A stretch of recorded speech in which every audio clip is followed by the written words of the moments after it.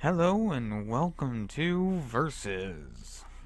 I am Josh, and you are on the Rant channel. And this is just a series I do. I compare two games, and we see who comes out on top. And today we have something pretty special. It's something I haven't done since I started the series, and I think you'll appreciate how much work I put into this one. So, what are we versing today? Today we are versing Tony Hawk Pro Skater 5 versus Tony Hawk Pro Skater 1, Tony Hawk Pro Skater 2, and Tony Hawk Pro Skater 3. Whoa, man, that's a lot of games. So let's get right down to it. The story of Tony Hawk Pro Skater 5 is a very sad story of a aging celebrity who really hopes to be relevant again, and he put out this new game and it was complete shit. And Tony Hawk's Pro Skater 1, 2, and 3 were all great games. Before he was a washout, before he was a sellout, before he made this shitty game, before he went on Conan O'Brien and they played it and were like, whoa, this is awesome, dude. Because it's not. And I will go over why Tony Hawk Pro Skater 5 should be buried under dirt and destroyed. We should bring back E.T., the extraterrestrial of the game, and we should bury Tony Hawk Pro Skater 5 along with Godzilla, along with the Order 1886. Along with everything else that was shitty this year. So, category number one. Category number one is graphics. And this is a pretty basic one. I know I always say graphics aren't everything.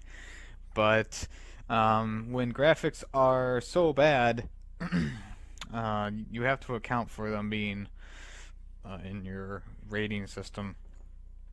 So, Tony Hawk Pro Skater 5 has these, I want to say, special graphics. Because some things look really good in the game, and then other things just look like complete crap. And the character designs, the character animations, the characters themselves, they all look like they have a basic body, and then their face looks like it was a picture was taken and rounded, and then a little point for the nose, maybe a little bit for the lips, and that's it. And it looks so weird, and it doesn't look like them at all. I mean, in the other Tony Hawks, I mean, characters looked like the character. You know, they looked like Tony Hawk. He looked like Bam Margera, or you know, I don't know. I don't understand. Like a basic face scan is all you really need. You know, put some detail into it. As for the other graphics in the game, I mean, you know, the environment doesn't look bad. You know, I don't have complaints about the environment, or you know, the designs of the skateboards or anything like that.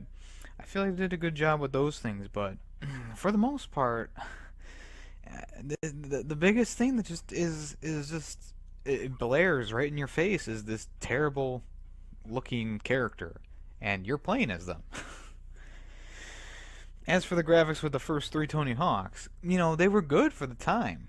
And they were very, very detailed. The characters actually looked quite close to what they should look like. And you know, it had these like old campy style graphics. It was just getting to be the days of new. um, Tony Hawk was going from the N64 and the PlayStation 1, and they were going to the next series, GameCube, and all of that. And that's when they started changing things. Gave it more of an open world feel. So that's why these first three I'm comparing with Tony Hawk 5, because you know, they're most like Tony Hawk 5, I should say. So in the graphics department, who wins? I mean, technically, Tony Hawk Pro Skater 5 should win, and I really hate giving them a point for this, but the graphics in the game aren't too shabby. It does look a little weird at times, and the character designs are shit. But you know, it's It's the thing. It's hard to compare such an old game like the first three Tony Hawks to this, and this is why I didn't really want to do this category, but I kind of had to, at least get out the facts about the character designs. Next is a huge part of the game. Category number 2 is tricks slash playstyle. How it plays. And Tony Hawk Pro Skater 5 did this weird thing where instead of doing different button inputs to do different moves, you had a basic set of moves. So you do like controller up and square to do a kickflip or something like that. But in order to do the really super special moves, you had to gain enough special, and then you'd activate it, and all the moves you would do would be the special moves, which doesn't really work. Does it? It doesn't really work at all. I mean, the basic stuff in Tony Hawk Pro Skater 5, like the kick flips and the hand grabs and the grinds and that, they're all there. They're all perfect. But I really think that they just got lazy and they were like, you know what? We'll have them gain this thing called special, and as it builds up, they'll be able to unlock it, and they'll use it, and then you can do all the special moves, and then you could like triple the points or something. Instead of oh yeah, we have to do it's left, right, up, down, square, up, and that's how you do the special super duper kickflip. But now it's just so basic.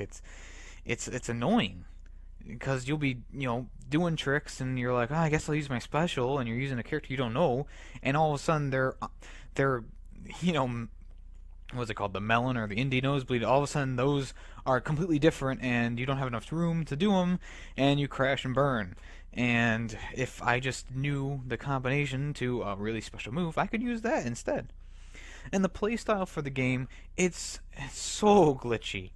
I mean, I have a video on my YouTube channel of just the level 1 and all the glitches that I found, and there are way more than that, than like the 5 I posted, and I just don't understand how the physics in the game could be affected so drastically. I mean, you have your skateboarder just going through walls, landing on a ramp and just going through it. You have them just like, I hit a lip, like this little tiny lip. I hit it just right that my character flew into the air and he, I don't know, went into space. And here's another thing that really annoys me. Instead of having your guy get up and kind of, ache in pain and grab a skateboard and then get on it, it just resets you. And you fall from the sky, and you're like, oh, it's time to go. That just takes away so much of it, because all the games leading up to it, you crash and burn, and then you're like, oh, your guy's like, oh, my back. Or like in American Skateland, or Wasteland, depending which console you're playing on. You could smash the button, and then you could throw a fit, and you'd get extra points for breaking your skateboard, and then you'd get another one, and you'd go off. So... there's just little things that I miss so much about the game. And as for the first 3 Tony Hawks, I mean, the tricks were perfect. I barely had any problems, memorizing tricks and doing tricks. There was no special meter. You would just input the right combination. It made it harder. It made it more challenging. It made me want to play it more because I was like, oh, I can learn this and do this, and then I can get maximum points. And there were hardly any glitches in those games that I can remember. And I have the first Tony Hawk for PlayStation 1 still. I have it, and I play it every now and then. And it's still a great game. It's a perfectly fine game. Somewhere between... something got lost as the Tony Hawk 5 reboot came around, and it's painful. It really is, and that's why in tricks and playstyle, the 3 get the point. Number 3, I did kind of talk about this a little bit. The animations in the game. Category number 3 is animations, and this is stuff like how your character reacts, how the ragdoll physics work, just simple basic things that happen in the game. And I hate to say it, I already talked about this, but the whole thing about getting back on your skateboard is just not there in Tony Hawk Pro Skater 5, and it's really unfortunate. I really enjoyed, watching my guy get up there, smashing the button until he goes on a crazy attack and does stuff. And like, I want to say, they're like just idle stances. They just don't look they're just they don't look real. They do not look real at all. And I've already kind of gone over this one, and Tony Hawk's 1, 2, and 3 definitely grab it on this one. Category number 4 is level design. In the first few games, level design was essential because they didn't have an open world platform like they did in the later games, and they didn't have much to work with because they were using the older consoles and they were kind of limited in some areas. And so with level design, they really had to think out of the box for some things. And there are whole levels in the first 3 games that I love playing, and I go back and I do them every time I grab the game. Like the first game, I mean that downhill skateboarding level, I think it's like the 3rd or 5th one, is so much fun to do, and it's different from the other ones because it's not like an open, floor kind of thing like the first level. And there's one that you're in a mall and you're skateboarding around the mall, and it's like a straight path. And the whole thing about them was you had to do everything you could before the timer was out or before the level was put to a close, like the down ramp ones. And that's like collecting skate and collecting your VHS tape and doing specific things here and there, breaking certain objects, getting a score as high as you can get, doing a full combo all the way down the thing. I mean, it was great. I felt challenged. I felt willing to do more and more and more and learning more and more and more in the first 3 games. Tony Hawk Pro Skater 5 rolls around, and I'm like, hey, it's going back to like that original style of, you have levels and you can do them. And it just turned into a complete shitfest. I mean, I played up until like the 5th level, and each one had the same objectives, had the same kind of feel to them, and they were just stupid. They were designed like a 5-year-old was like, oh, put a ramp here, put this here, put this here. And it was really boring, really just unoriginal stuff they put into this one. Like, there's not even like an actual like skate park map. Sure, you can make your own, but I was expecting like level 1 in Tony Hawk Pro Skater 1 is like an indoor warehouse skate park, and it's awesome. This one, it's like, oh, here's a school for your first one. It's like, okay, this is cool, but what does it have to do with skateboarding? I want a skate park, not a knockoff school. I'm trying to think of the other ones. There's a larger school. there's there's another downhill thing. There's a beach party. There's a spaceship you can get on, but there's no fucking skate park. It's ridiculous. And the levels get drastically harder as you get higher up. The course number 3 was so difficult to get so many of those. I do not, as I'll explain later, I know that lots of people aren't getting to these levels, but I mean it's just so they got so hard so fast. From like level 1 to level 2, you were getting like, try to get a 2,000 combo, and that was pretty hard for your first level. And then they're like, oh, level 2, get a 10,000 combo. I'm like, are you serious right now? And there's not even enough room to do the whole combo. So that's why, of course, the first 3 games get the points again. Category number 5. Category number 5 is co-op and multiplayer, because the first 3 games didn't really have multiplayer, had more of a co-op feel to them.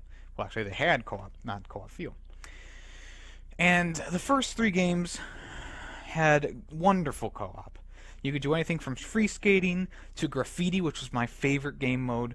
Get the highest score you can on a certain object or ramp or something like that, and it will mark it as either blue or red, depending on which team you were on. And the darker the color, the bigger the score was. It also had horse and races and just everything you can think of for co-op. And it was fun. It's fun as long as you had friends you could play with. It was great to do. And I definitely enjoyed playing co-op with my friends. And Tony Hawk Pro Skater 5 has multiplayer in it. It's actually online all the time. So when you enter the game and you're at the main menu, you can say either play offline or play online. And if you choose play offline, you get a map. You're on your own, and you can go to a level place, a marker, and you can do the level. But when you go back to the game, it throws you into a multiplayer match. So it loads 20 some people, and they all kind of skate around while you're trying to get to the next marker. And this is annoying. I want to play offline. It shouldn't put me into an online game after I play one level. It's stupid. And this is how multiplayer works in that game.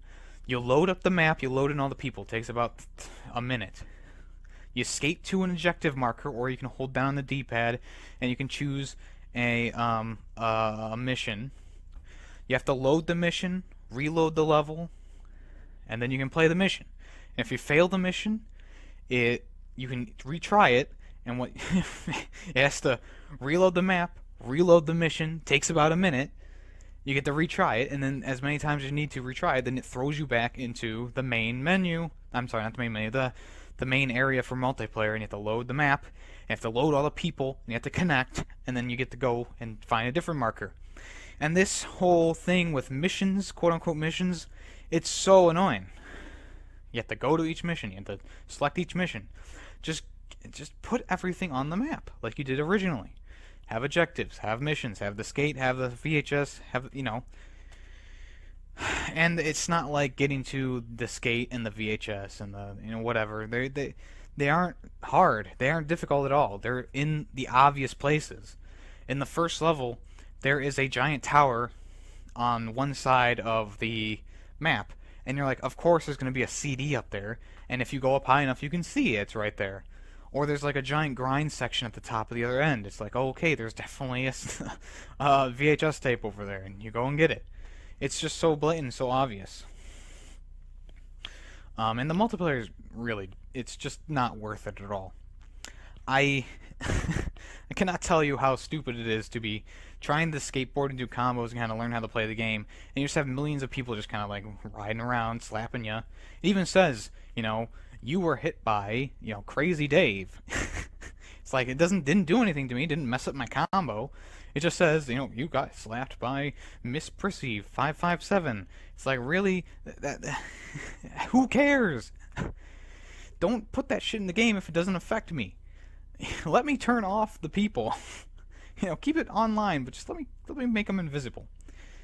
So, really, that is why the first 3 games win. Alright, category number 7. I'm sorry, 6. Category number 6. Category number 6 is secret characters and characters in the game. And I know for a fact that secret characters should be hard to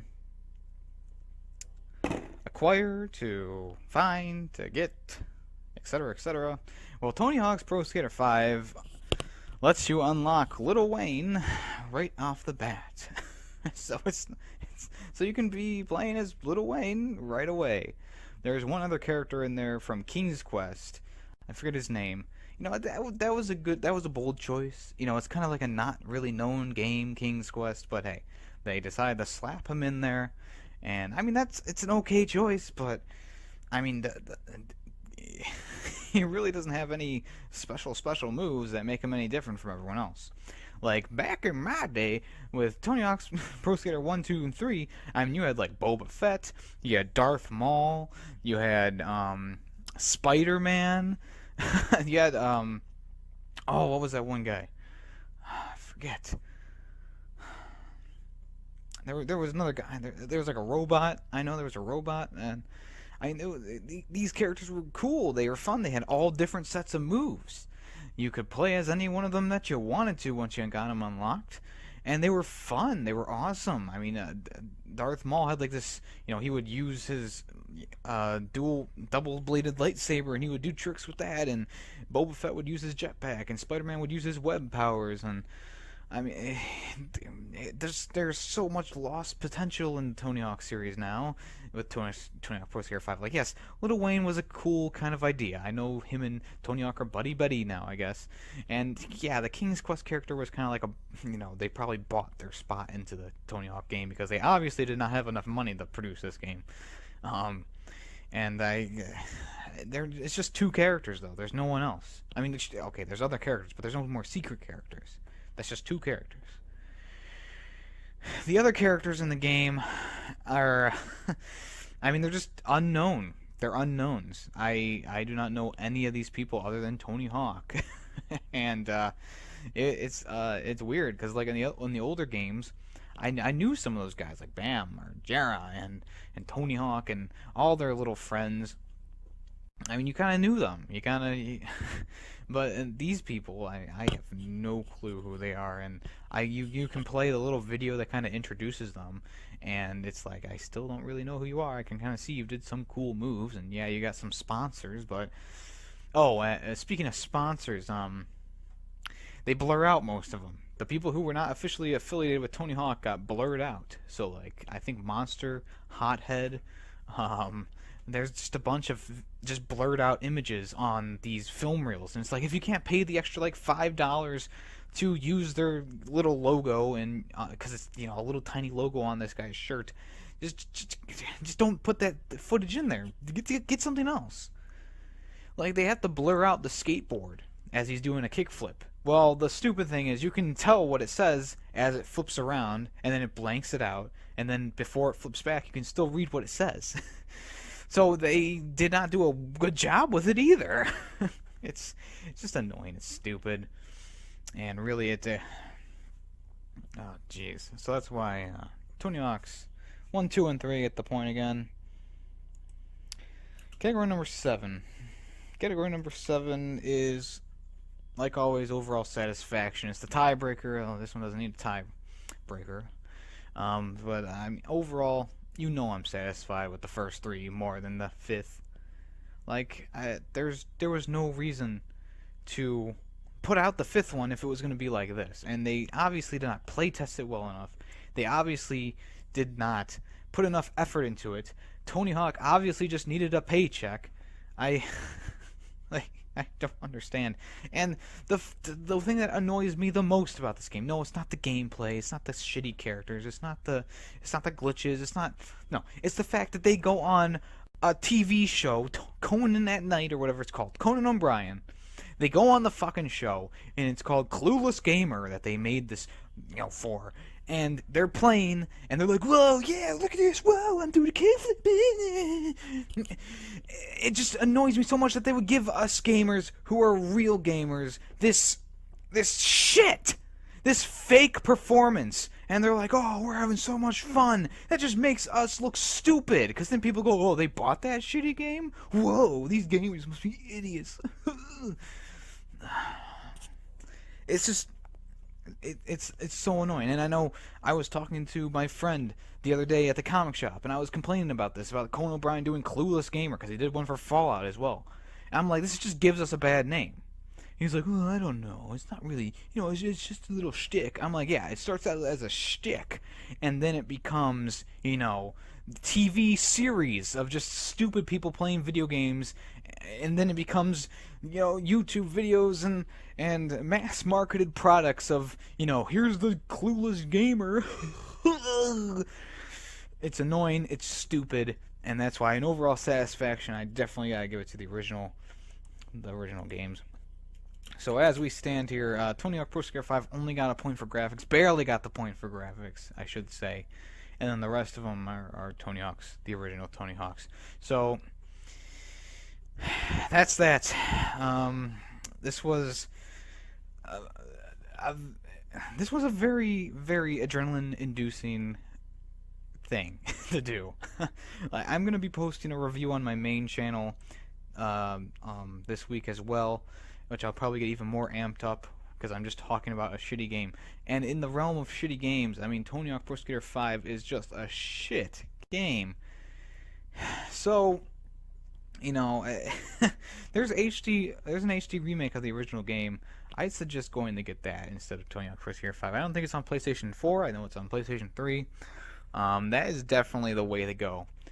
And I would stay away from all new Tony Hawk games.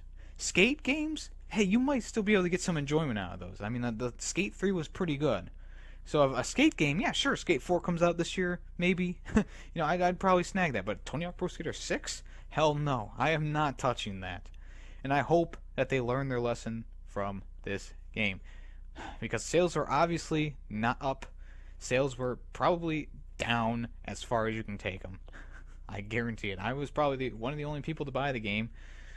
Although in multiplayer, in the later levels that got harder and harder, I saw less and less people. So I don't know. Anyways, that's that. You can check out my main channel if you love listening to my voice. My main channel is Jarsh's Opinion. I have my own podcast on there called Jarshcast. I do my own video game reviews, now with some gameplay footage. I also have YouTube haikus and series for video games and stuff like that. I'm a true gamer. I've been doing it all my life. I don't make profit. I do everything for free, so it's all coming from the heart, and I'm being honest. If you really, really like to, you can check out the rest of the stuff we have on the Rant. We have my Versus series, of course. We do a regular podcast, me and my friend Robert. We talk about various things for a while. And then also Robert does 5-minute reviews. He puts a lot of information into a short amount of time. They're pretty good. Check them out if you want to. It's probably about 10 now, I think. If you want to, subscribe to the channel. Leave a like if you liked the video. If you didn't like the video, you can leave a dislike, and I will compare you to Fantastic Four, the movie.